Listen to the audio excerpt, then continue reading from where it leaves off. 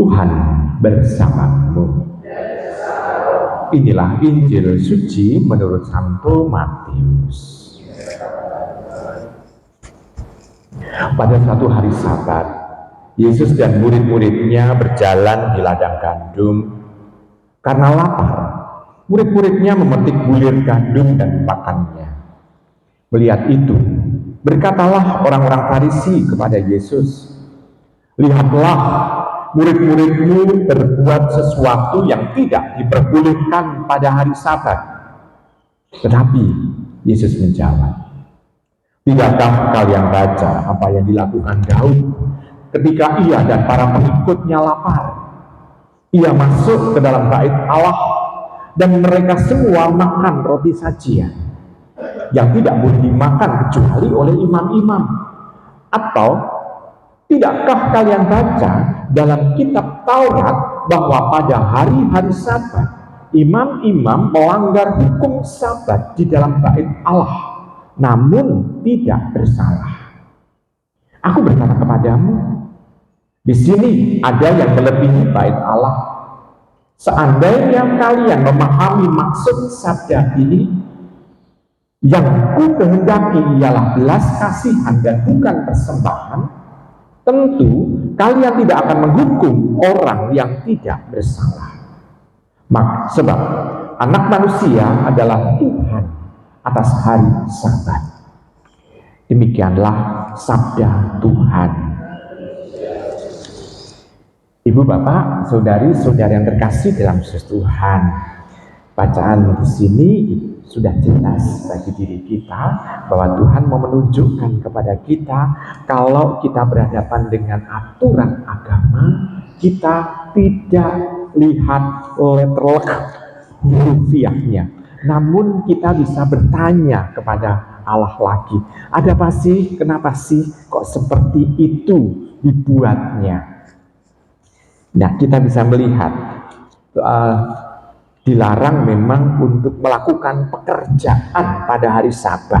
Ya, orang-orang Yahudi sangat taat sekali untuk tidak melakukan pekerjaan, bahkan untuk menyalakan lampu pun pada hari Sabat itu mereka tidak kerjakan.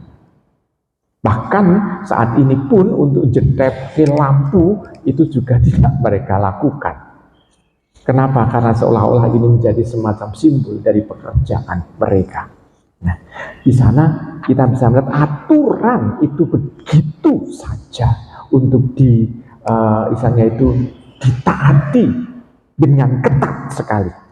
Nah, Tuhan mengingatkan bahwa selain dalam sejarah Daud telah melakukan tindakan memakan makanan yang di bait Allah yang disediakan untuk para imam, juga dikatakan bahwa imam pun itu melanggar justru pada hari Sabat.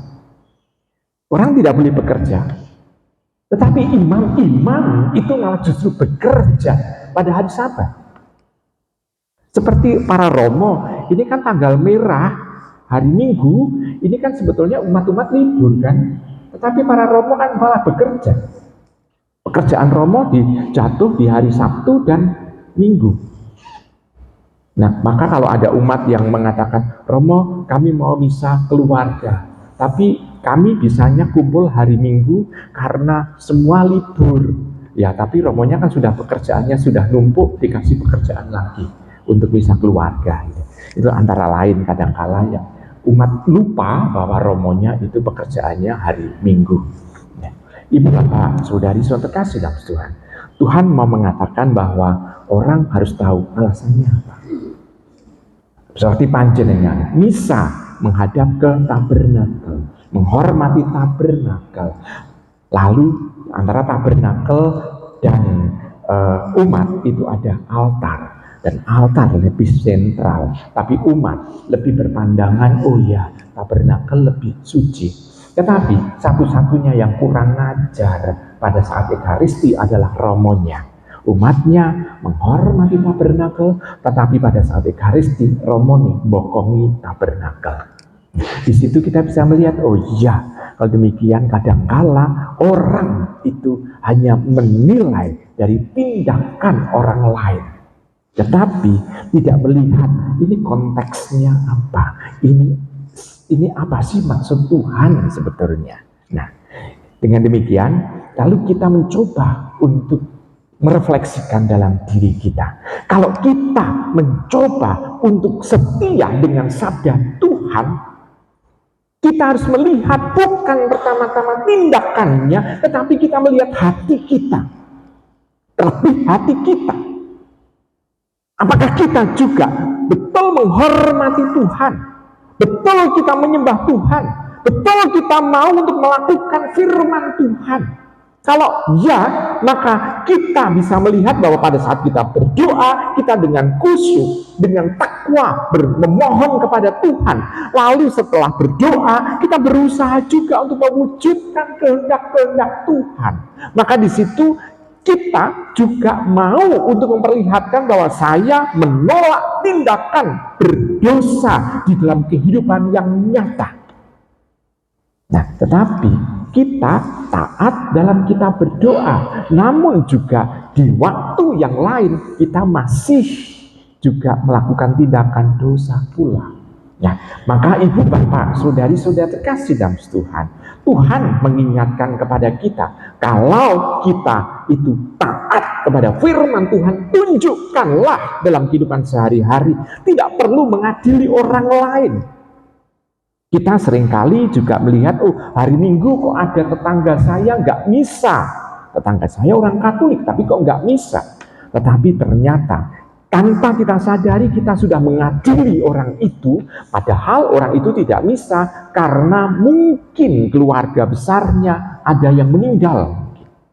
Mungkin keluarga besarnya ada yang sakit dan dia harus menunggu di rumah sakit. Dan kita sudah semena-mena mengatakan, dia tidak pernah ke gereja, gitu seolah-olah.